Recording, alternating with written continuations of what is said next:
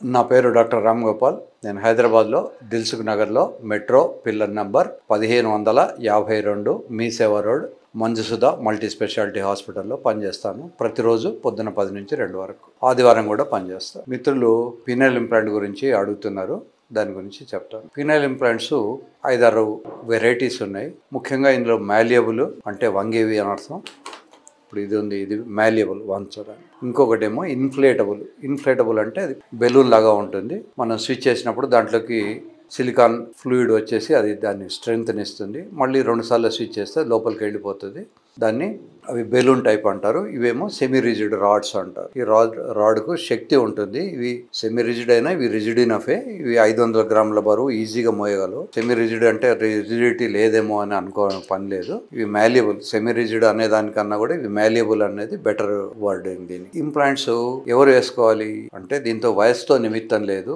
ఎవరికైతే శృంగారంలో పాల్గొనడానికి ఇబ్బందులు ఉంటాయో, ఎవరైతే వయాగ్రా లాంటి టాబ్లెట్ వేసుకున్నప్పుడు తట్టుకోలేరో, ఎవరైతే వయాగ్రా లాంటి టాబ్లెట్ వేసుకున్నా పని చేయదో, ఎవరి పార్ట్నర్ అయితే అన్హ్యాపీగా ఉంటారో టాబ్లెట్స్ వేసుకున్నప్పటికీ, సో అట్లాంటి వాళ్ళందరూ సర్జరీకి ఆప్ట్ చేసుకోవచ్చు. సో ఈ సర్జరీ అనేది మరీ డేంజర్ ఉన్న సర్జరీ కాదు. ఇప్పుడు హార్ట్ సర్జరీయో బ్రెయిన్ సర్జరీయో చేసినప్పుడు లైఫ్ థ్రెటనింగ్ సిచ్యువేషన్స్ ఉంటాయి. యూజువల్గా ఇది ఏమీ ఉండదు. నడుంకి ఒక ఇంజెక్షన్ ఇస్తాం, దాన్ని స్పైనల్ ఎనస్థీషియా అంటారు. ఆ అండర్ ఎనస్థీషియాలో ఈ సర్జరీ జరుగుతుంది. వీళ్ళకి ఏమీ తెలియదు.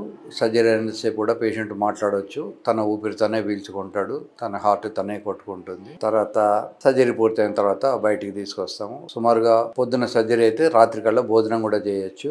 యూజువల్లీ 48 అవర్స్ రెస్ట్ తీసుకోమని చెప్తాము.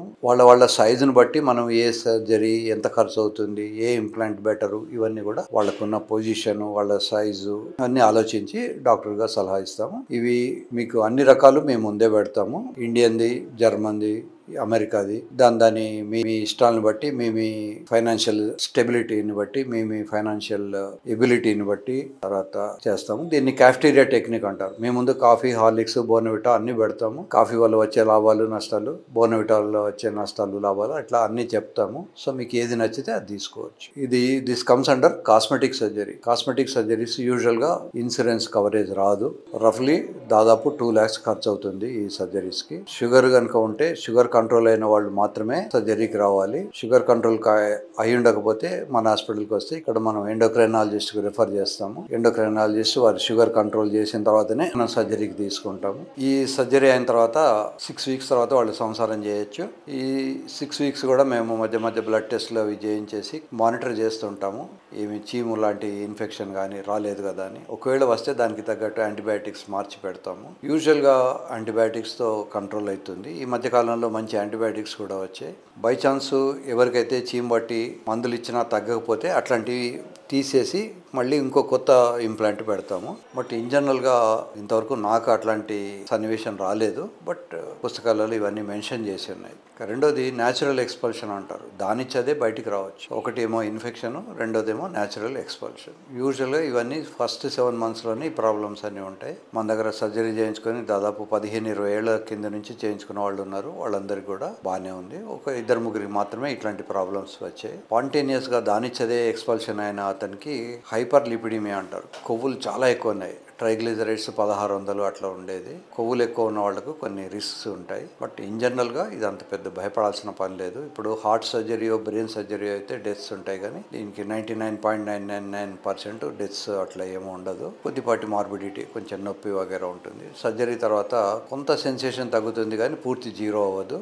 ఈ సర్జరీ వల్ల బెనిఫిట్ ఏమిటి అంటే అనుకున్నట్టుగా లోపలికి వెళ్తుంది.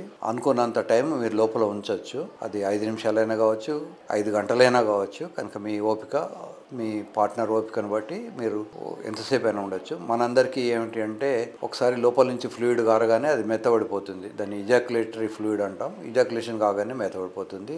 ఈ సర్జరీ చేయించుకున్న వాళ్ళకు ఇజాక్యులేషన్ తర్వాత కూడా మెత్తబడదు, అది అలాగే హార్డ్గా ఉంటుంది. సో దీని అడ్వాంటేజ్ ఇది. దీని డిసడ్వాంటేజ్ ఇందాకనే చెప్పాను. దీన్ని సామాన్యంగా ఓరల్ సెక్స్ నోట్లో పెట్టడం కానీ పార్టీలో పెట్టడం కానీ చేయొద్దు. అవి 2 తప్పితే మిగతాదేమి ఉండదు. కొద్దిపాటి బయటికి మనకు కనబడుతున్నట్టు అనిపించవచ్చు. సో అందుకని కొంచెం లూజ్ ప్యాంట్స్ వేసుకోవడము, లూజ్ షర్ట్ వేసుకోవడము, కొంచెం లాంగ్ షర్ట్ వేసుకోవడము మంచిది. టీ షర్ట్లు వగైరా వేసుకున్నప్పుడు అది ఆబ్వియస్గా కనబడే అవకాశాలు ఉంటాయి. సర్జరీకి మొహమాట పడక్కర్లేదు. తర్వాత ఒకవేళ ఆల్రెడీ పెళ్ళై ఉంటే యూజువల్గా మన ఇండియాలో ఏమిటంటే భర్తకి ఏమన్నా అవుతుందేమో అనే భయంతో భార్యలు పర్వాలేదులేండి మనం ఇలాగే చదువుకుపోదామని చెప్తుంటారు. కనుక ఉన్నట్టు చెప్పొద్దు. ఒక్కోసారి పిల్లలు పెద్దవాళ్ళు అవుతారు, నాన్నగారు మీకు ఏం సర్జరీ అంటారు, కనుక మీరు ధైర్యంగా నాకు మూత్రం వచ్చే దాంట్లో ప్రాబ్లం ఉంది నాయన అని చెప్పండి. ఇంప్లాంట్ అని చెప్పక్కర్లేదు, అక్కడ ఏదో గడ్డ అయిందనో అట్లాంటి. మనం ఎవరేమీ సత్యహరిశ్చంద్రులం కాము. ధర్మరాజు అంతటి వాడే చిన్న అబద్ధం ఆడాడు, నరోవా కొంజరోవా అని, అశ్వత్థామ హతాహత అని. అశ్వత్థామ చనిపోయాడు,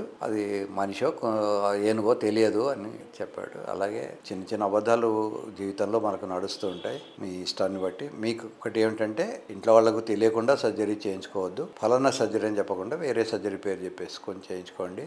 సర్జరీ వల్ల మీకు అనుకున్నంత నష్టాలు ఏమీ ఉండవు, నిజానికి లాభాలు ఎక్కువ ఉంటాయి. సో ఎవరైతే శృంగారంలో హ్యాపీగా పాల్గొనగలుగుతారో వాళ్లకు మానసికమైనటువంటి స్థైర్యము, మానసికమైనటువంటి స్ట్రెంగ్త్ ఎక్కువ ఉంటుంది. ఎవరైతే శృంగారానికి వెళ్ళి ఫెయిల్ అవుతారో వాళ్ళు కుంగిపోతుంటారు, మనసులో వాళ్ళకు ఉత్సాహం తక్కువ ఉంటుంది, వాళ్ళు చేసే పనిలో కూడా వాళ్ళకు ఉత్సాహం ఉండదు. ఒకసారి ఇందులో హ్యాపీగా పాల్గొంటే తర్వాత వాళ్ళు చేసే వృత్తిలో కానీ వాటిల్లో రాణించే అవకాశాలు ఎక్కువ ఉంటాయి. సో మనకి ఇండియాలో అవైలబుల్ ఉన్నది. ఇంతవరకు కేవలం యూరోపియన్ కంట్రీస్లో మాత్రమే ఇది ఎక్కువగా అవైలబుల్ ఉండేది. ఇప్పుడు మనకు హైదరాబాద్లో కూడా 3-4 డాక్టర్లు ఈ సర్జరీస్ చేస్తున్నారు. కనుక సర్జరీ గురించి మీరు టెన్షన్ పడక్కర్లేదు. సర్జరీ ఆల్మోస్ట్ మామూలు అయిపోయింది.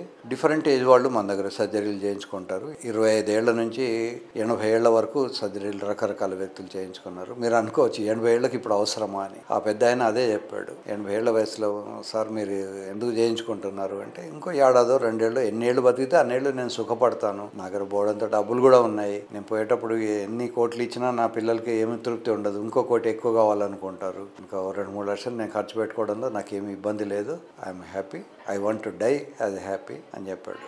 ఏమి భయం లేకుండా మీరు మీ డాక్టర్లను కన్సల్ట్ చేసుకోండి, అవసరమైతే సర్జరీలు చేయించుకోండి.